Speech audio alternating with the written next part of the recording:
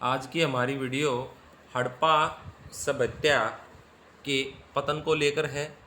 हड़प्पा सभ्यता के पतन को लेकर विभिन्न इतिहासकारों ने अलग अलग कारण बताए हैं कि कौन कौन से कारणों से हड़प्पा सभ्यता का पतन हुआ, उनके नाम लेंगे। साथ में किन इतिहासकारों ने ये पतन बताए हैं उसका नाम लेंगे, जैसे पारिस्थितिकी असंतुलन, व्यापारिक मार्गों में परिवर्तन, या फिर कहें गग्गर हाकड़ा नदी का सूख जाना, बाढ़ या बाढ़ तथा सूखा दोनों ही। उसके बाद आता है बाढ़ तथा भूकंप, महामारी। इस तरह की अलग अलग विचार, अलग अलग विचारधाराओं के हिसाब से अलग अलग राइटरों ने दिए हैं, जिसमें आता है आर्यों का आक्रमण। तो सबसे पहले हम लेते हैं कि पहला जो कारण बना हड़प्पा सभ्यता के पतन का वो था बाढ़। इतिहासकार मार्शल तथा मैके के अनुसार सिंधु सभ्यता के पतन का सबसे प्रमुख कारण बाढ़ माना गया है, और वास्तव में इतिहासकारों की यह जो विचारधारा है कि यह बाढ़ के कारण हड़प्पा संस्कृति का पतन हुआ, सबसे ज़्यादा मान्य भी है। तो इसको लेते हैं, मार्शल और मैके का जो विचारधारा है सबसे ज़्यादा मान्य है कि बाढ़ के कारण हड़प्पा संस्कृति का विनाश हुआ। तो इसमें आता है सिंधु नदी में उस समय बाढ़ समय समय पर आती रहती थी। हो सकता है हड़प्पा संस्कृति की पूरी सुरक्षा करने के बावजूद उस समय के लोग बाढ़ों को रोकने में सफल नहीं हो पाए। मोहनजोदड़ो, हड़प्पा, लोथल की जब खुदाई की जाती है तो मिट्टी की बहुत सारी परतें मिलती हैं, जिससे अनुमान लगाया जा सकता है कि जब परतों के हिसाब से होता है कि जैसे एक सभ्यता बसी, उसके बाद वह उजड़ गई, फिर बसी, तो यानी कि विभिन्न परतें बार बार मिलने का मतलब है कि हड़प्पा सभ्यता में बाढ़ आती रही, लोग दोबारा अपने आप को या मकानों को या नगरों को दोबारा बसाते रहे और फिर बाढ़ से सब कुछ समाप्त हो जाता था। तो इसका एक कारण बना हड़प्पा सभ्यता या संस्कृति के पतन का कारण बना बाढ़, मार्शल और मैके के अनुसार। दूसरा पॉइंट हम लेते हैं कि आर्यों का आक्रमण। दूसरा पॉइंट है आर्यों का आक्रमण। स्टुअर्ट, पिगट, गॉर्डन चाइल्ड, तीन इतिहासकार हुए। स्टुअर्ट, पिगट और गॉर्डन चाइल्ड के अनुसार हड़प्पा संस्कृति का पतन का कारण माना गया आर्यों का आक्रमण। मध्य एशिया से आक्रमण आए। यहाँ पर हड़प्पा संस्कृति के जो निवासी हैं उनको द्राविड़ जाति का आर्य माना गया है। द्राविड़ जाति के जो लोग हैं वो माना गया है, और आर्यों ने इन पर, जो मध्य एशिया से आर्य आए, उन्होंने इस पर आक्रमण कर दिया। और आर्यों को ही के काल में ही लो आगमन का काल भी माना जाता है। तो यहाँ पर आता है हड़प्पा जो सभ्यता है उसका एक कारण बना आर्यों का आक्रमण।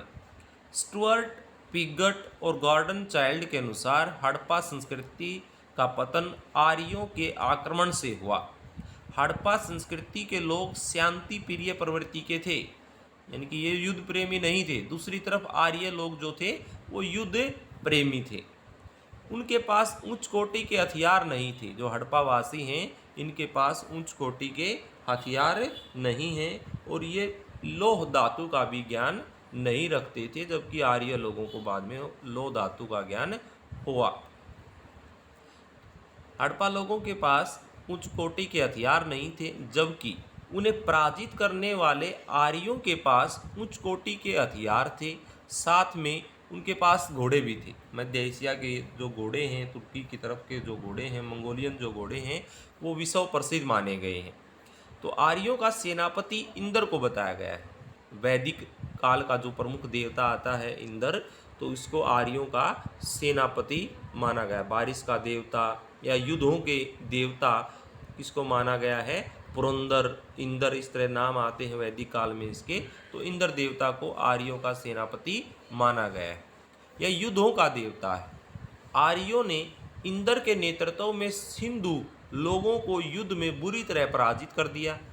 विभिन्न स्थानों की खुदाई से ऐसे नर कंकाल मिले हैं जिन्हें देखने से यह पता चलता है कि उनकी हत्या तेज धार वाले हथियार से युद्ध के क्षेत्र में हुई है। और ये जो तेज धार वाले हथियार थे ये लोहे के बने हुए हथियार होते थे। आर्य जाति ने हड़प्पा संस्कृति के लोगों पर भीषण आक्रमण कर उनको यहाँ से मार भगाया और उसके बाद शुरू हो जाती है वैदिक सभ्यता। तो एक कारण बना आर्यों का आक्रमण। उसके बाद आता है महामारी। कैनेडी नाम के इतिहासकार के अनुसार उस समय सैकड़ों लोगों में कोई भयंकर महामारी, जैसे एग्जाम्पल के तौर पर प्लेग, मलेरिया, छुआछूत की बीमारी फैल गई होगी, क्योंकि उस समय विज्ञान तथा चिकित्सा का अधिक विकास नहीं हो पाया था।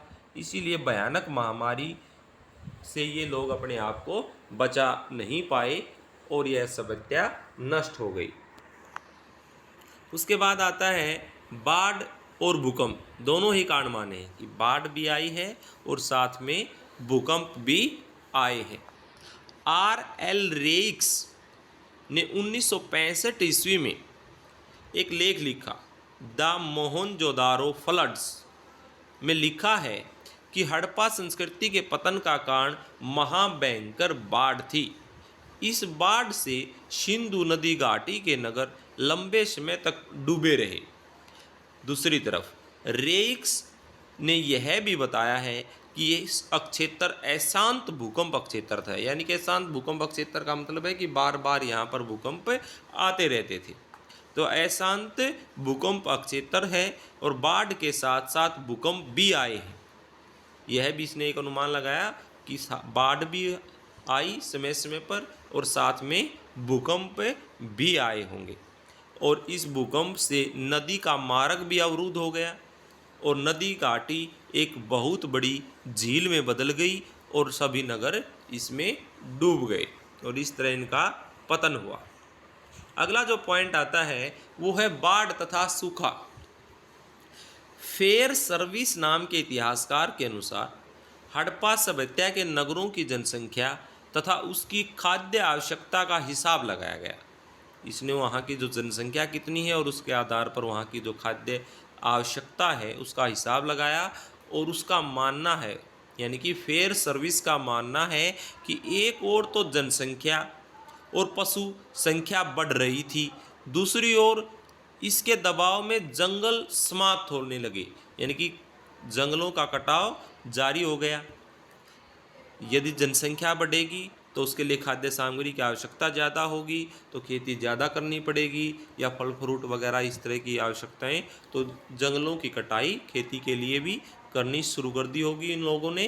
तो यानी कि जंगल समाप्त होने लगे, मकान वगैरह भी बनाने हैं, खेती करनी है, तो इस तरह से ज़्यादा एरिया जो उस समय की जनसंख्या है मनुष्य या पशुओं के लिए, उसके लिए ज़रूरत थे मकानों की, कृषि के लिए खेती की, तो उन्होंने जंगलों की कटाई करना शुरू कर दिया। तो ये कहता है कि ज़्यादा जनसंख्या बढ़ना का कारण उसका दबाव से जंगल समाप्त होने लगे। इससे बाढ़ और सूखे जैसी समस्या बढ़ गई। यदि जंगल ज़्यादा कटेंगे तो बारिश वगैरह नहीं होगी, या तो एक कारण सूखा पड़ेगा या दूसरी तरफ बाढ़, जो वहाँ पर बाढ़ का एक कारण था, नदी वगैरह रास्ते चेंज कर लेते हैं या ज़्यादा बारिश आना, इसका भी एक कारण हो सकता है कि इससे बाढ़ आई, जो नदियाँ वगैरह हैं अपना रास्ता चेंज कर लेती हैं। इसका अर्थव्यवस्था पर दबाव बढ़ा।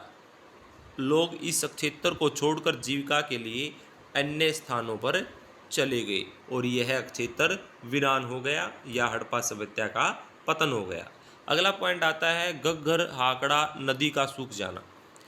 घग्गर हाकड़ा नदी के बारे में वीके थापर और रफीक मुगल नाम के इतिहासकार का विचार है कि घग्गर हाकड़ा नदी प्रणाली के धीरे धीरे सूखने या घग्गर हाकड़ा नदी के विलुप्त हो जाने से यहाँ पर समस्याएं बढ़नी शुरू हो गई। वनों का विनाश होने लगा, पशुओं द्वारा अधिक चराई से जमीन का कटाव या अक्षार्यता बढ़ी। जमीन का कटाव बढ़ा या अक्षार्यता बढ़ी, यानी कि बंजर रूप ज़्यादा होने लगा भूमि का। साथ ही साथ जल संसाधनों का सीमा से अधिक प्रयोग हुआ, जिससे सिंचाई प्रणाली द्वारा जल का सीमाओं से अधिक उपयोग से जल स्तर कम हो गया। इन्हीं के अभाव में सभ्यता का विनाश हो गया, यानी कि किसी भी कारण से हुआ, यहाँ पर जल की कमी हो जाती है और भूमि अधिक उपजाऊ नहीं रहती है। तो घग्गर आंकड़ा नदी के सूखने से यहाँ पर प्रभाव हुआ। उसके बाद आता है पारिस्थितिक असंतुलन, यानी कि जो वातावरण है उसमें जो परिवर्तन आया उसके लिए कारण मानता है। कैनोयर नाम के इतिहासकार के अनुसार जंगलों की कटाई को भी हड़प्पा सभ्यता के विनाश का कारण बताया गया है। यह सभ्यता कांस्य युगीन सभ्यता थी। तांबे तथा कांसे की उत्पादन के लिए बड़ी मात्रा में लकड़ी का प्रयोग होता था। इसके अतिरिक्त चमकदार चीनी मिट्टी के आभूषण, मिट्टी के बर्तन पकाने के लिए, ईंट पकाने के लिए भी लकड़ी की ही आवश्यकता होती थी। मेसोपोटामिया में भी लकड़ी का सामान निर्यात होता था। दूसरी जो सभ्यता है मेसोपोटामिया, जो इराक, जो आधुनिक इराक का एरिया कहलाता है, तो वहाँ पर जो मेसोपोटामिया सभ्यता थी जो समकालीन थी हड़प्पा सभ्यता के, वहाँ पर लकड़ी का सामान निर्यात भी किया जाता था। लकड़ी के बड़े पैमाने पर प्रयोग के कारण जो वन हैं वो नष्ट हो गए और वनों की कटाई का प्राकृतिक वर्षा जमीन की उत्पादकता पर प्रभाव पड़ा। इससे पारिस्थितिक असंतुलन हो गया जो हड़प्पा की सभ्यता के पतन का एक कारण बना। यानी कि इससे या तो सूखा हो गया, बारिश वगैरह कम आई, या फिर नदियाँ वगैरह अपना रास्ता बदल लेती हैं। जो प्रकृति का संतुलन होता है वो समाप्त हो गया। उसके बाद आता है व्यापारिक मार्गों में परिवर्तन। व्यापारिक मार्गों में परिवर्तन के बारे में बात करते हैं। रॉबर्ट शेर नाम के इतिहासकार ने तर्क दिया है कि किन्हीं कारणों से, कुछ भी कारण हो, किन्हीं भी कारणों से प्राचीन व्यापारिक मार्गों में परिवर्तन हो गए, चाहे वो बाढ़ से, सूखे से, भूकंप से, किसी भी वजह से। लेकिन प्राचीन जो व्यापारिक मार्ग जो पहले होते थे उनमें परिवर्तन हो गया। इस परिवर्तन के कारण हड़प्पा सभ्यता के नगरों की व्यापारिक और वाणिज्यिक गतिविधियां प्रभावित हुई और उनकी अहम भूमिका समाप्त हो गई और व्यापार में हानि होने की वजह से इस सभ्यता का पतन हो गया, रॉबर्ट शेर के अनुसार। उसके बाद आता है सिंधु नदी का मार्ग बदलना। सिंधु नदी काफ़ी महत्वपूर्ण है इसके लिए, क्योंकि बहुत ज़्यादा जो केंद्र हैं वो सिंधु नदी पर भी हैं। सबसे ज़्यादा घग्गर और आंकड़ा नदी पर जो सिंधु सभ्यता या कहें हड़प्पा सभ्यता के केंद्र घग्गर और आंकड़ा नदी पर पाए गए हैं। लेकिन सिंधु नदी पर भी बहुत ज़्यादा नगर बसे हुए थे, क्योंकि ज़्यादा से ज़्यादा नगर जो है नदी घाटियों के आसपास या बंदरगाहें कहें समुंदर के आसपास बसे थे, जहाँ पानी की सुविधा अच्छी होती थी। तो यहाँ पर कहता है सिंधु नदी घाटी का मार्ग बदलना। H.T. लैम्ब्रिक के अनुसार सिंधु नदी ने अपना रास्ता बदल लिया, चाहे वो बाढ़, सूखा, प्राकृतिक असंतुलन, कुछ भी कारण हो, लेकिन सिंधु नदी ने अपना रास्ता बदल लिया, जिससे हड़प्पा संस्कृति के लोगों के लिए यहाँ कृषि करना असंभव हो गया। समय समय पर इधर उधर यदि नदी रास्ता बदलती रहती है तो रोजगार के अवसर समाप्त हो गए। इसीलिए हड़प्पा के लोगों ने अपनी आजीविका की खोज के लिए सिंधु घाटी से बाहर अन्य स्थान पर जाना आरंभ कर दिया होगा और इस प्रकार यह क्षेत्र वीरान हो गया या सिंधु सभ्यता या हड़प्पा सभ्यता का पतन हो गया। तो इस प्रकार हमने लिए कि 9 पॉइंट जो अलग अलग इतिहासकारों ने अलग अलग विचार दिए, अलग अलग विचार जो प्रस्तुत किए हैं, उसमें आता है 9 प्रमुख इतिहासकार। तो इसके साथ ही हमारा जो हड़प्पा सभ्यता के सारे टॉपिक हैं वो समाप्त हो जाते हैं। तो ये हमारा लास्ट टॉपिक था जो हड़प्पा सभ्यता के पतन के कारण थे। धन्यवाद। उत्तम के साथ।